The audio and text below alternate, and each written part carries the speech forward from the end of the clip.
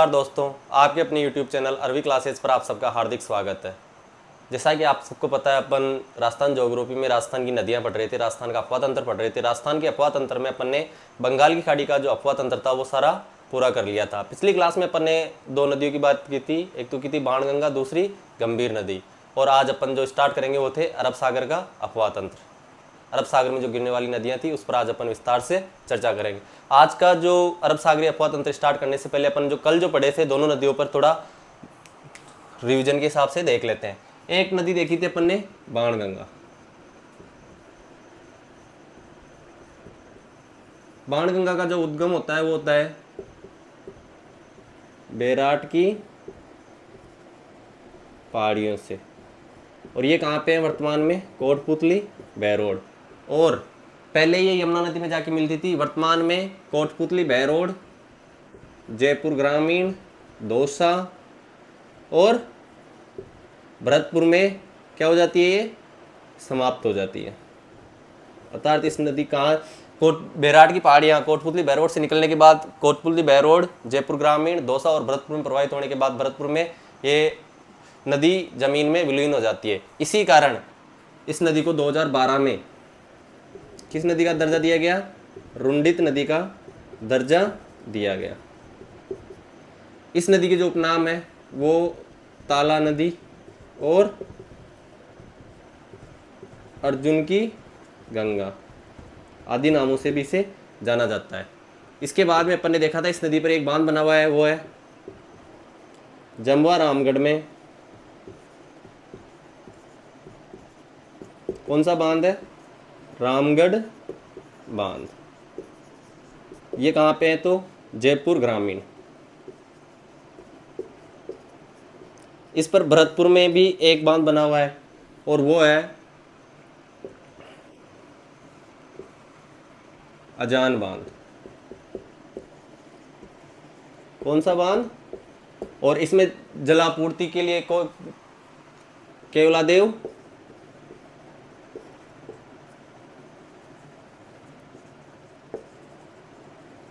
केवलादेव घना पक्षी राष्ट्रीय उद्यान में क्या करता है? ये जलापूर्ति करता है। जब अजान बांध में पानी की कमी आती है तो इसको पांचना बांध, जिससे अपन अगली नदी में पढ़ेंगे, वहां से क्या की जाती है? जलापूर्ति की जाती है। उसके बाद जमवा रामगढ़ को गुलाब की खेती के लिए क्या कहते हैं? डुंडाड़ का पुष्कर। ये सब अपन ने पिछली क्लास में इसके बारे में पढ़ा था, ठीक है। और इसकी जो सहायक नदियां थी वो थी, एक थी गोमती नाला, सूरी, पासवान और समान। ये सब इसकी क्या थी? सहायक नदियां थी।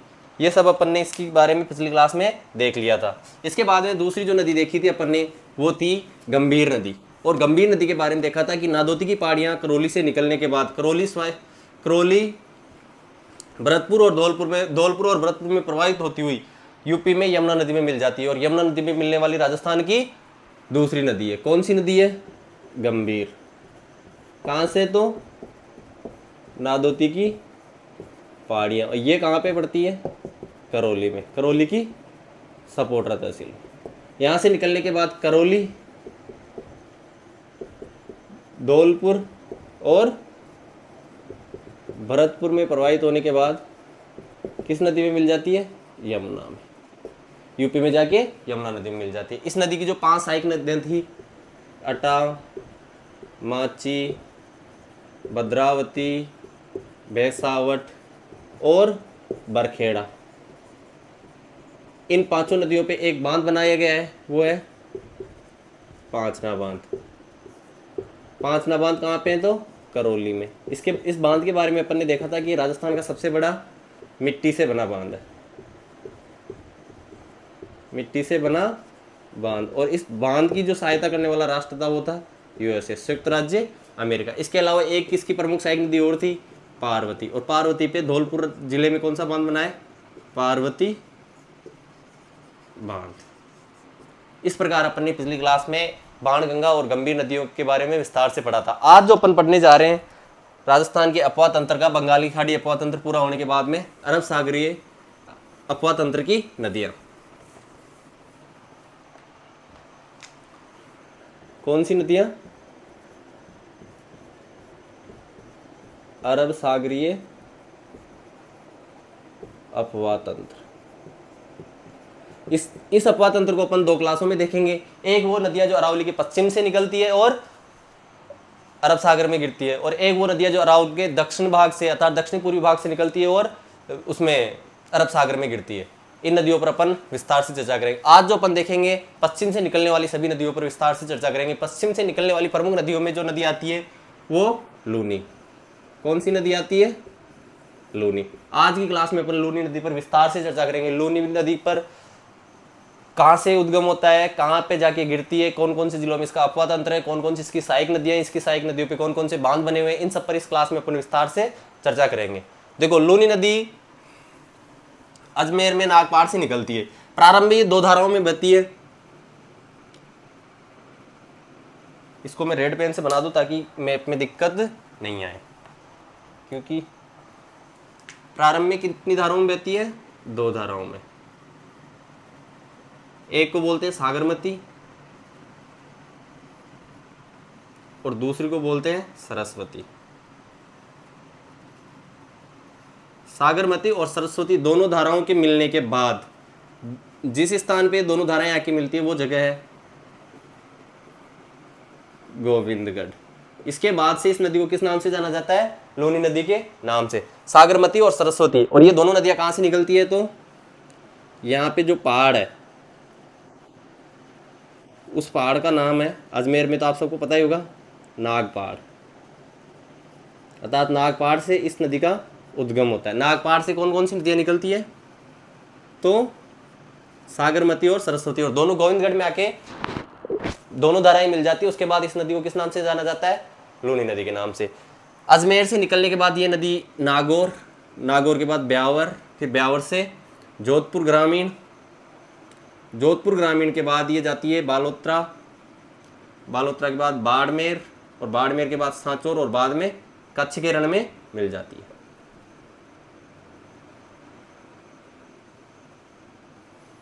ठीक है, ये अजमेर, नागपाड़ कहाँ पे है? तो अजमेर में। अजमेर से फिर ये कहाँ जाती है? नागौर। नागौर से फिर ये वापस ये वाला जो क्षेत्र है ये कहाँ आती है? ब्यावर, जो नया जिला बना है ना। ब्यावर के बाद फिर ये वापस किस में जाती है? तो जोधपुर ग्रामीण। जोधपुर ग्रामीण के बाद ये नदी बालोतरा, बालोतरा के बाद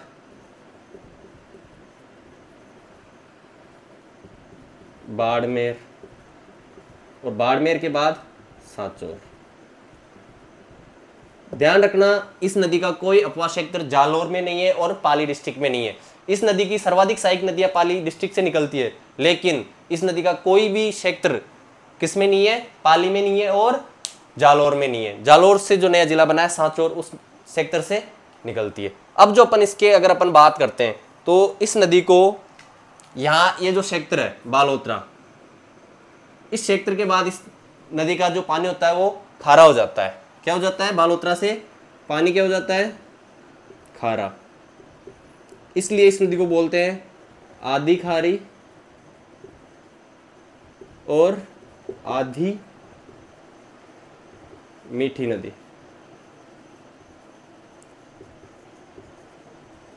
बालोतरा बाड़मेर के बाद इस नदी का पानी खारा हो जाने के कारण इस नदी को आधी खारी और आधी मीठी नदी बोला जाता है। सांचौर का जो क्षेत्र है, पहले ये जो क्षेत्र है, इस क्षेत्र में इस नदी को जाना जाता है रेल या नाडा के नाम से। अर्थात लूनी नदी का अपवाह क्षेत्र जो दलदली भूमि के रूप में होता है, उस क्षेत्र को किस नाम से जाना जाता है? रेल या नाडा के नाम से। एक शब्द आता है इसमें सेवज। क्या आता है? सेवज।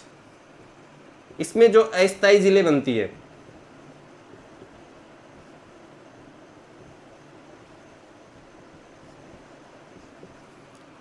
की जाने वाली कृषि को किस नाम से जाना जाता है? सेवज के नाम से। अर्थात लूनी नदी के अपवाह क्षेत्र में जो अस्थायी पानी की झीलें बनती है उनमें जो कृषि की जाती है उसको किस नाम से जानते हैं? सेवज के नाम से।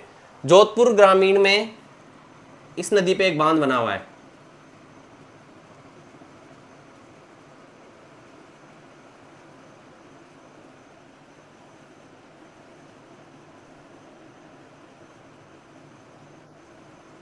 जोधपुर ग्रामीण में इस नदी पे क्या बना हुआ है? एक बांध। उस बांध का नाम है जसवंत सागर। इसका दूसरा नाम क्या है? तो पिचियाक बांध। पिचियाक बांध, जसवंत सागर या पिचियाक बांध।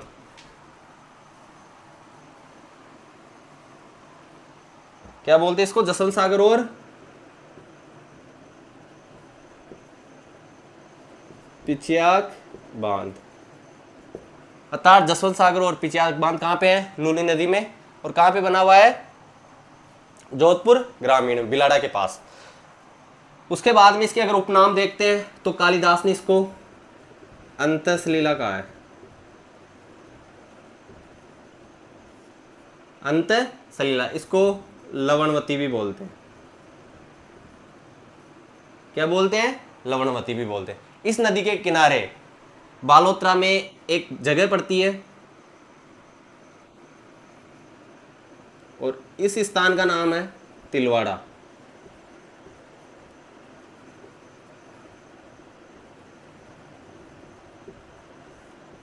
ठीक है, ये कौन से जिले में है? बालोतरा में। तिलवाड़ा बालोतरा में जो जगह पड़ती है उस जगह को यहां पे राजस्थान का सबसे प्राचीनतम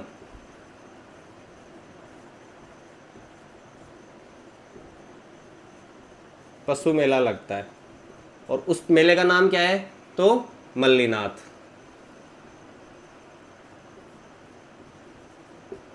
तिलवाड़ा बाड़मेर में पड़ता था पहले, लेकिन नए जिले बनने के बाद तिलवाड़ा राजस्थान के किस जिले में आता है? बालोतरा में। और बालोतरा में तिलवाड़ा क्षेत्र में राजस्थान का क्या बढ़ता है? राजस्थान का सबसे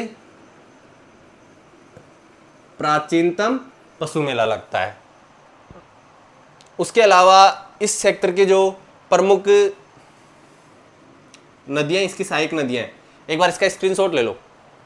रेल या नाडा सांचौर जालोर में,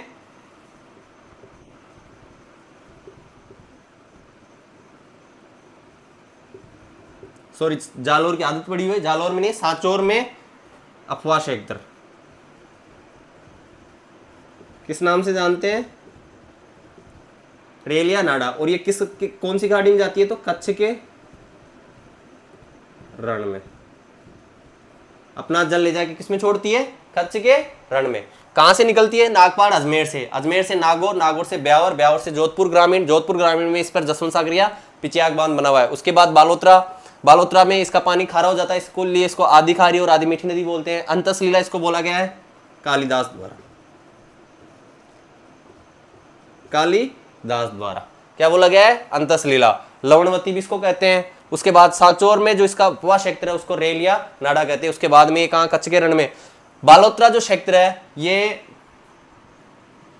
नीचे जो सी लेवल है उससे थोड़ा नीचे, जो आसपास का एरिया है उससे थोड़ा बसावट में नीचे है। यदि पुष्कर की घाटी में ज्यादा बारिश होती है तो बाढ़ आने की संभावना कहां पे हो जाती है? बालोतरा में। यदि पुष्कर में ज्यादा बारिश हो जाए, तेज बारिश हो जाए, तो राजस्थान के कौन से जिले में बाढ़ आती है? तो वो है, पहले बाड़मेर होता था लेकिन अब उसका आंसर क्या होगा? बालोतरा। इसके बाद में इसको मरुगंगा के नाम से भी जानते हैं। मरुगंगा पश्चिमी राजस्थान की सबसे लंबी नदी है। क्या है ये?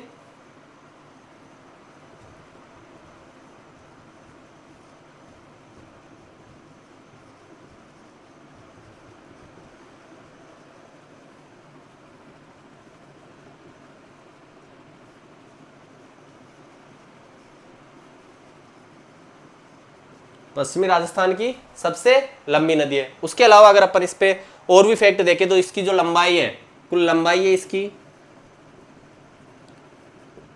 495 किलोमीटर। इसकी राजस्थान में अगर लंबाई देखें तो राजस्थान में लंबाई इसकी 330 किलोमीटर। कितनी है? 330 किलोमीटर। और कुल लंबाई कितनी है? 495 किलोमीटर। एक बार इसका स्क्रीनशॉट ले लो ताकि फिर अपन इसकी जो सहायक नदियां हैं उन पे भी विस्तार से चर्चा कर सके।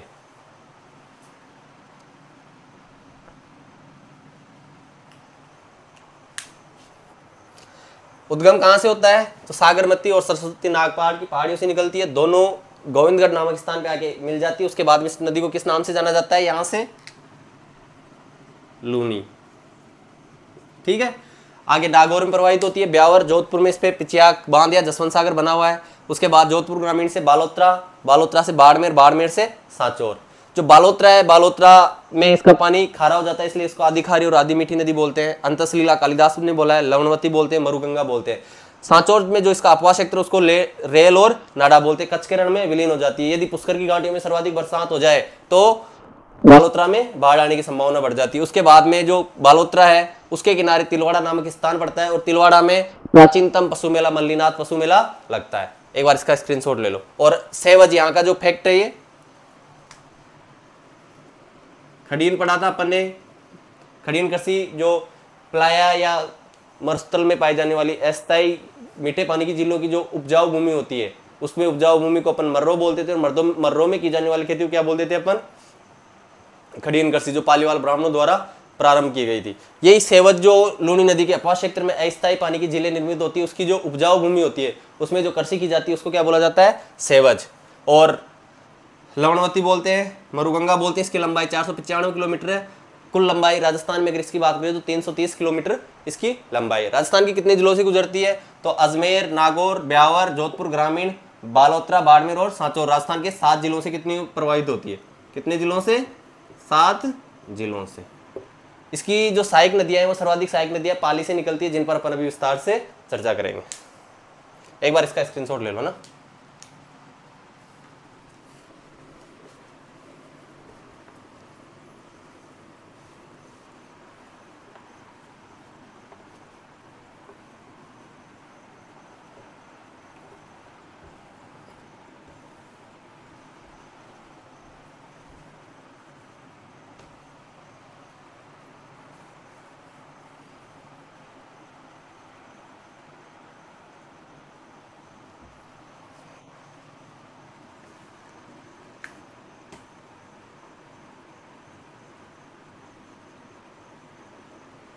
ये अपनी लूनी नदी है और इस पे ये जो जिले हैं वो ऐसे कैसे रहने देते हैं। सबसे जो इसकी सहायक नदी आती है वो आती है लीलड़ी। लीलड़ी जो जाके मिलती है ब्यावर से निकलती है। ब्यावर से निकलने के बाद जो आजा ब्यावर से निकल के और इसमें मिल जाती है। उसके बाद इसकी जो सहायक नदी आती है वो आती है बांडी, और ये भी जोधपुर में जाके कहाँ मिलती है? इसमें लूनी नदी में। उसके बाद नागौर से एक नदी निकलती है और खेजड़ली गांव के पास आकर किसमें मिल जाती है? लूनी नदी में। देखो इन नदियों का क्या है, क्रम पूछा जाता है कि कौन सी नदी सबसे पहले आके मिलती है या कौन सी नदी सबसे अंत में आके मिलती है। तो लीलड़ी, लीलड़ी के बाद जोजड़ी, जोजड़ी के बाद बांडी, बांडी के बाद आती है अपने सूकड़ी, और ये भी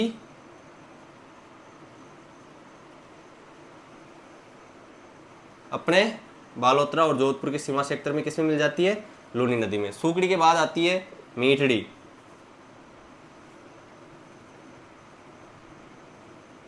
और मीठड़ी भी बालोतरा के आसपास किसमें जाके मिलती है? अपने लूनी नदी में। उसके बाद में जो इसकी सहायक नदी आती है जवाई, सुमेरपुर पाली से निकलती है और बाड़मेर और इसके सीमा क्षेत्र पे जाके किसमें मिल जाती है? इसमें।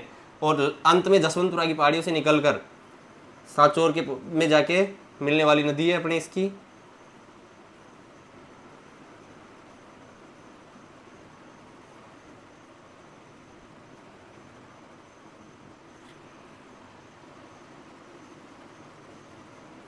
इन नदियों का क्रम एग्जाम में पूछा गया है पहले, इसलिए इनको इसी क्रम से, और इनको अगर मैप से अपन याद करते हैं तो मैप से याद करने में कोई दिक्कत नहीं होती और अच्छे से याद भी हो जाती है और एग्जाम में गलत होने के चांस भी कम रहते हैं।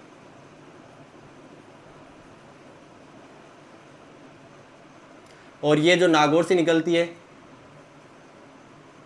एकमात्र लूनी नदी की सहायक नदी है जो लूनी नदी के दाईं ओर से आती है, जिसका उद्गम अरावली की पहाड़ियों से नहीं होता है। बाकी सब सब नदियों का उद्गम कहाँ से होता है? अरावली की पहाड़ियों से। लेकिन इसका ही उद्गम किससे होता है? अब इनकी जो नदियां, इनके भी दो प्रमुख सहायक नदियां हैं, एक तो है गुइया और एक है खारी। खारी अपन ने पहले भी पढ़ी थी, जो बनास नदी की सहायक नदी थी, और बनास दाई खारी राजमहल टोक में मिलकर क्या बनाती थी? त्रिवेणी संगम।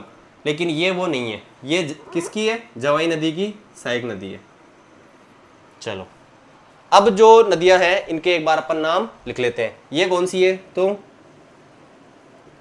लीलड़ी, ये बांडी।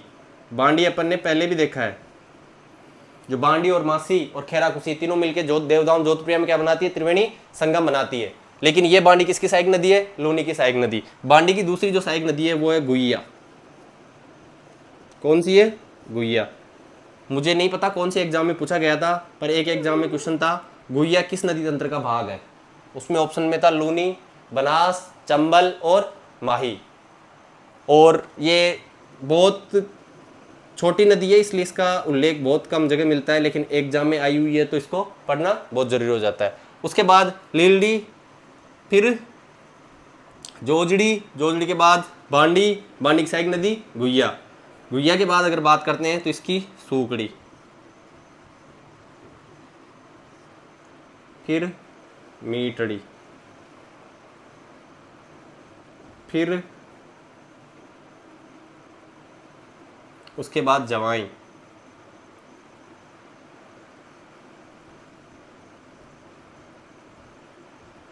जवाई की जो सहायक नदी है वो खारी, और अंत में सबसे अंत में जो आके मिलती है इसमें वो है सागी। कौन सी नदी है अंत में? सागी। ये जो नदियां हैं ये एग्जाम की दृष्टि से बहुत इंपॉर्टेंट हो जाती है, और इनका ये जो क्रम है इसी क्रम से एग्जाम में क्वेश्चन पूछा जाता है। कौन सी नदी सबसे पहले आके मिलती है, कौन सी नदी सबसे बाद में आके मिलती है। इस नदी पे जो प्रमुख बांध बनाया है वो है, कौन सा बांध था?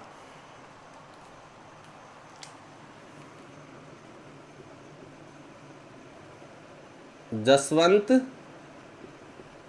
सागर। ठीक है। ये जो नदी है कौन सी है? जोजड़ी। एक क्वेश्चन तो यही है कि दाईं ओर से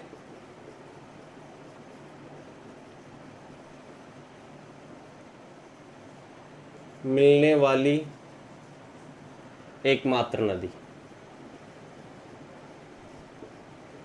अर्थात लूनी नदी में दाईं ओर से मिलने वाली एकमात्र नदी कौन सी है? जोजड़ी। इसका जो उद्गम है वो कहां से होता है? तो पुदलू गांव,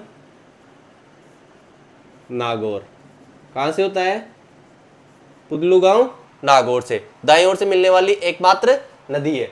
इसके अलावा इसका जो फैक्ट है, एकमात्र नदी एकमात्र सहायक नदी जिसका उद्गम अरावली से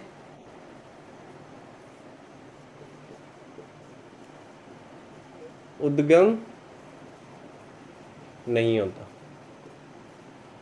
और ये पता नहीं कितनी बार में ये फैक्ट एग्जाम में जोजड़ी नदी से रिलेटेड फैक्ट पूछे जाते हैं। ये कहाँ कौन सी जगह आके मिलती है? तो खेजड़ली की में जाके, खेजड़ली जो ग्राम है जहाँ पे अमृता देवी बिश्नोई के नेतृत्व में वृक्षों को बचाने के लिए अपने बहुत बड़ा वृक्ष आंदोलन हुआ था और लगभग 363 लोग मारे गए थे।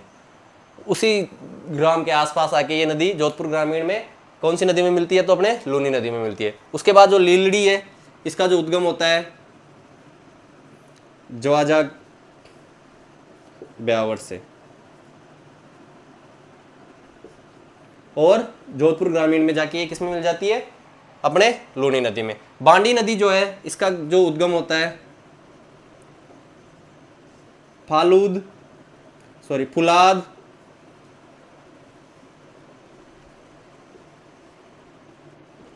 ग्राम की पहाड़ियां, और ये कहाँ पे पड़ती है? पाली में। फुलाद गांव की पहाड़ियां पाली से उद्गम होता है, और बांडी नदी पर पाली में एक बांध बना हुआ है और वो है हेमावास बांध।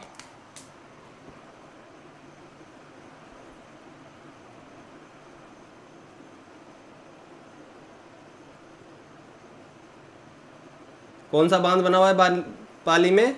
हेमावास बांध। किस नदी पे? बाणी नदी पे। यहाँ से सीधा सीधा क्वेश्चन होता है, क्योंकि लूनी नदी तंत्र में 4 इंपॉर्टेंट बांध है।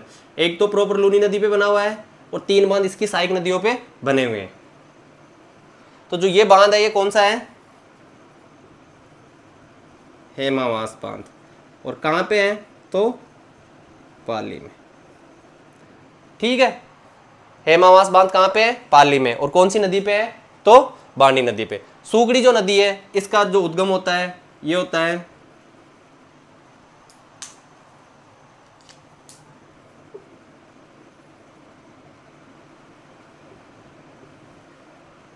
देसूरी पाली से। देसूरी पाली से इस नदी का उद्गम होता है। और इस नदी पे एक बांध बना हुआ है, उस बांध का नाम है बांकली बांध। और वो बांकली बांध कहाँ पे है? जालोर में। बांकली बांध कहाँ पे बना हुआ है? जालोर में। और कौन सी नदी पे बना हुआ है? तो आपको याद होना चाहिए बांकली बांध कौन सी नदी पे है?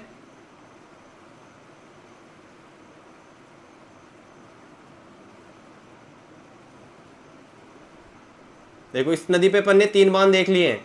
जसवंत सागर या पिचियाक बांध जोधपुर ग्रामीण में लूनी नदी पे बना हुआ है। उसके बाद अपन ने देखा है बाणी नदी पे बना हुआ हेमावास बांध जो पाली जिले में बना हुआ है। और उसके बाद अपन ने जो सुगड़ी नदी है उस पे बना हुआ कौन सा बांध देख रहे हैं अब? बांकली बांध।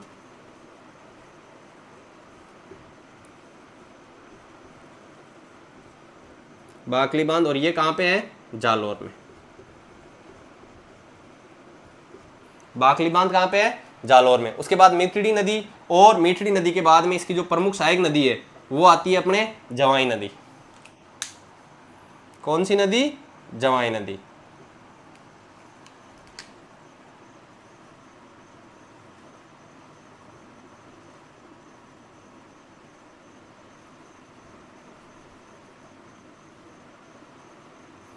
ठीक है, जवाई नदी का जो उद्गम है वो होता है गोरिया गांव की पहाड़ियां, गोरिया ग्राम पाली से। गोरिया ग्राम की पहाड़ियां पाली से होती है। और इस नदी में सुमेरपुर पाली में जो एक बांध बना हुआ है उसे मारवाड़ का अमृत सरोवर भी कहते हैं। क्या कहते हैं? मारवाड़ का अमृत सरोवर। और उस बांध का नाम है जवाई बांध, जिसका निर्माण 1946 में महाराजा उम्मेद सिंह द्वारा प्रारंभ किया गया था। उस समय इसके इंजीनियर थे एडगर और फर्ग्यूसन। लेकिन आज़ादी से पहले इसका निर्माण पूर्ण नहीं हुआ। इसका जो निर्माण कार्य है वो पूर्ण हुआ था 1956 में। उस समय जो वहाँ के अभियंता अधिकारी थे वो थे मोती सिंह। कौन सा है? जवाई बांध।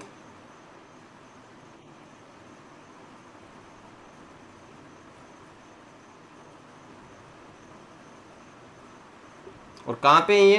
तो सुमेरपुर पाली में।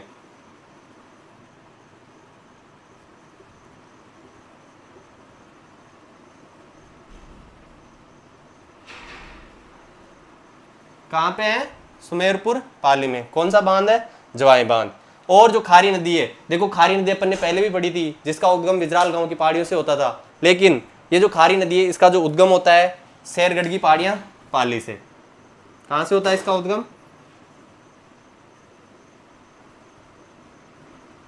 शेरगढ़ पाली। और जो सागी नदी है इस नदी का उद्गम होता है जसवंतपुरा की पहाड़ियां जालोर से। और अंत में जो सबसे अंत में सांचौर में आके जो नदी मिलती है वो नदी कौन सी है? अपने सागी। आई होप जो ये नदियों का मैप है आपके अच्छे से समझ में आ गया होगा। लूनी नदी नागपाड़ से निकलती है, सरस्वती और सागरमती के नाम से गोविंदगढ़ में आके लूनी नदी कहलाती है। उसके बाद नागौर, ब्यावर, जोधपुर ग्रामीण, बालोतरा, बाड़मेर और सांचौर में प्रवाहित होती हुई कच्छ के रण में विलुप्त हो जाती है। उसके बाद अगर अपन बात करते हैं तो गोविंदगढ़ में लूनी के नाम से, जोधपुर ग्रामीण में जसवंत सागर, उसके बाद हेमावास बांध बाणी नदी पे पाली में, और सुगड़ी नदी पे बांकली बांध जालोर में, जवाई नदी पे सुमेरपुर बांध पाली में। ये जो इसकी प्रमुख सहायक नदियाँ हैं वो एक बार जो इसके जो फैक्ट है जवाई बांध पे उस पर अपन एक बार और विस्तार से देख लेंगे। बांडी जो नदी है इस नदी को रासायनिक नदी भी बोलते हैं। बाणी नदी को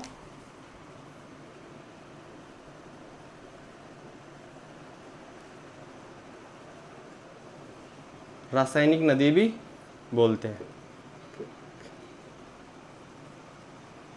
रंगाई छपाई उद्योग अधिक होने के कारण इसको रासायनिक नदी भी बोलते हैं। सर्वाधिक प्रदूषित नदी है। एक बार इसका आप स्क्रीनशॉट ले लो।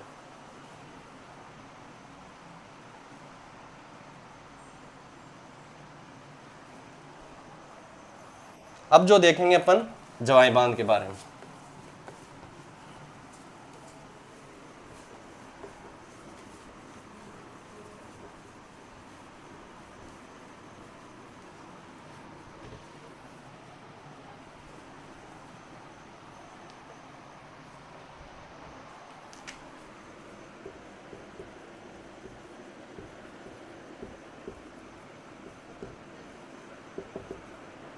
कहाँ पे है? सुमेरपुर पाली में।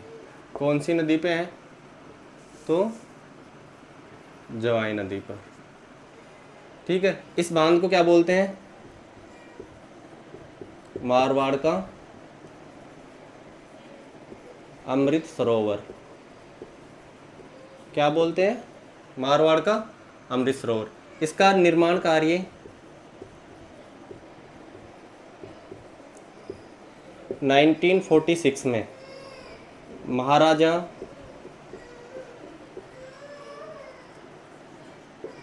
उम्मेद सिंह द्वारा प्रारंभ किया गया था। लेकिन जिस समय ये निर्माण कार्य प्रारंभ किया गया उस समय इसके जो इंजीनियर थे वो थे एडगर और फर्ग्यूसन। जब इसका निर्माण कार्य पूर्ण हुआ वो हुआ था 1956 में, और उस समय अभियंता अधिकारी थे मोती सिंह। ठीक है, इस नदी में जो जलापूर्ति है वो सेई बांध से, सेई नदी पे बांध बनाकर सेई सुरंग द्वारा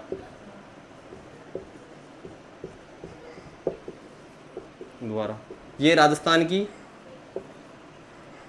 पहली जल सुरंग है।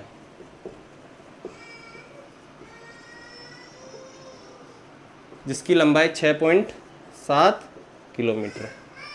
आई होप आपको जो आज की क्लास है, उसके अलावा जो इस नदी तंत्र पे 3 और बांध पढ़े थे। एक पढ़ा था अपन ने